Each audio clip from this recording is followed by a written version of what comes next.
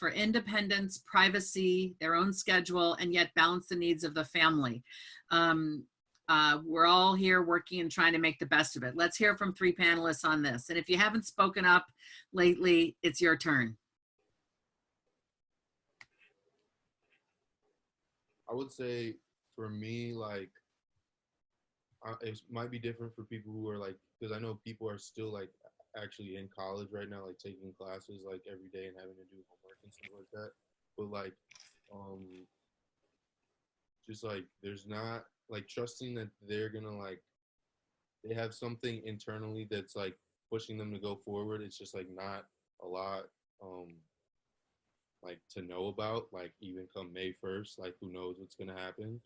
So it's like I think just like your kids are thinking about like how the next few months are gonna unfold, and also, you know, I think my mom like does a good job realizing like or like articulating that it takes like an entire family for like when you add more people to the family, it takes like more people to like have the household function like smoothly and not have people get upset about feeling like they're doing too much in this one area or whatever. So I'd say like advocating for yourself in general, whichever that may be, like telling your parents like, yo, like I got this, like I'm figuring out there's just not much to actually do right now.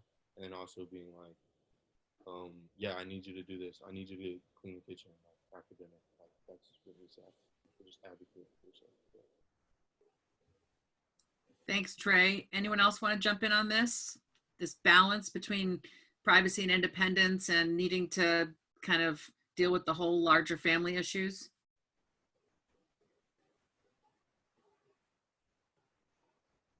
Go ahead, Robert. I think just like what Trey said, it's a lot of just trusting us and trusting that we can lay out our path as we go forward. So, the more people you have in a household, the more I think individual space everybody's going to need.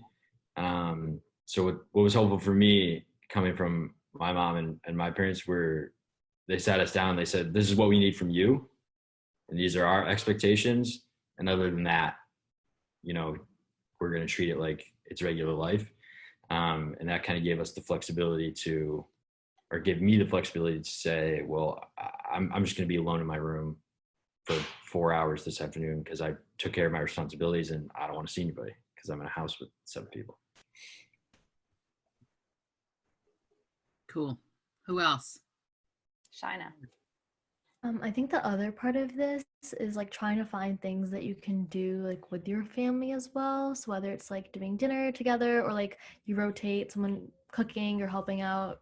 I think it starts with your parents, but I do think some of the responsibility also falls on us. I think for me, coming back home, like I realized that there's a lot of things that my mom probably needs help with. And yes, I have school and I have other things going on, but the flexibility of classes is that you can sometimes listen to lecture at like midnight. So if your parents are sleeping really, really early, I've learned to like respect that too. So I think the part about communication that's been consistent with what Robert and Trey said is really, really true. But some of it also falls on us. So I do want parents to like be assured that like sometimes when I'm not with my family, I am thinking, oh, I could help, but I'm just really swamped with work right now and I can't do it. So some of it is also realizing that I should maybe be communicating where I'm at also. And if they need that to be clear, then like maybe like, respectfully kind and in a way that doesn't seem like you're like being like a helicopter parent, right? Like saying that like, what's going on? Like, is there something that you need from me too? Because I really just want to genuinely help you given everything that's going on.